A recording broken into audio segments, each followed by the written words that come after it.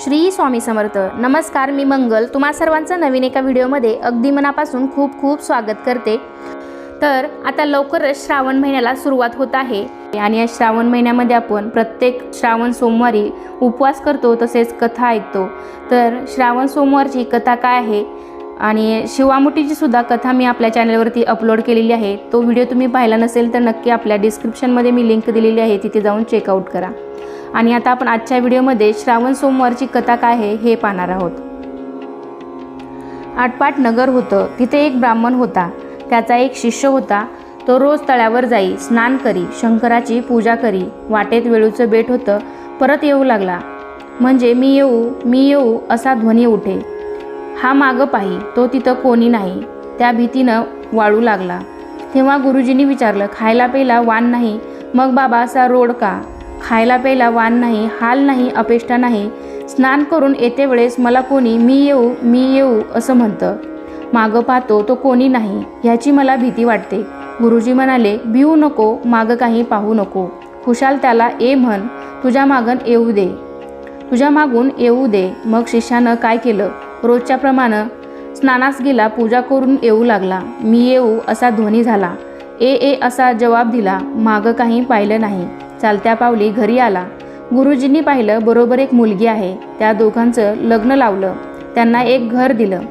त्यानंतर काय झालं? श्रावणी सोमवार आला. बायकोला म्हणू लागला, माझी वाट पाहू नको, उपाशी राहू नको. आपण उठला, शंकराच्या पूजेला गेला. तिनं थोडी वाट पाहिली, स्वयंपाक करून जेवायला बसली. एक घास तोंडात घातला, इतक्यामध्ये पती आला. अगं दार उघड. पुढचं ताट पलंगाखाली ढकलून दिलं. हात धुतला, दार उघडलं. पती घरात आले. नित्य नेम करू लागले. पुढं दुसरा सोमवार आला. त्या दिवशीही असंच झालं. असं 4 सोमवारी झालं. सरता सोमवार आला. रात्री नवल झालं. दोघंजणं पलंगावर गेली. पलंगाखाली उजेड दिसला. हा उजेड कशाचा? ताटी भरल्या रत्नांचा. ही रत्ने कुठून आणली? मनात भिवून गेली. माझ्या माहेरच्यांनी दिली. तुझं माहेर कुठं आहे? वेळूच्या बेटी आहे, मला तिथं घेऊन चल. पतीसह चालली. मणिशंकराची प्रार्थना केली. मला अर्धघटनेचं माहेर दे. तो वेळूचं बेट आलं. मोठा एक वाडा आला. कोणी म्हणे माझा मेहुणा आला, कोणी म्हणे माझा जावई आला, कोणी म्हणे नणंद आली, कोणी म्हणे माझी बहीण आली. दासी बटकी राबतायत, शिपाई पहारा करतायत. बसायला पाट दिला, भोजनाचा थाट केला. जेवणं झाली. सासू सासऱ्यांची आज्ञा घेतली. घरी परतली. अर्ध्या वाटेत आठवण झाली. खुंटीवर हार राहिला. तेव्हा उभयंता परत गेली. घर नाही, दार नाही, शिपाई नाहीत, प्यादे नाहीत, दासी नाहीत, भटकी नाहीत. एक वेळूचं बेट आहे, तिथं हार पडला आहे. हार उचलून गळ्यात घातला. नवऱ्यानं विचारलं, इथलं घर काय झालं? जसं आलं तसं गेलं. अभय असेल तर सांगते. 4 सोमवारी हाक ऐकली. जेवती ताटं ढकलून दिली. रत्नांनी भरली. ती ताटं सोन्याची झाली.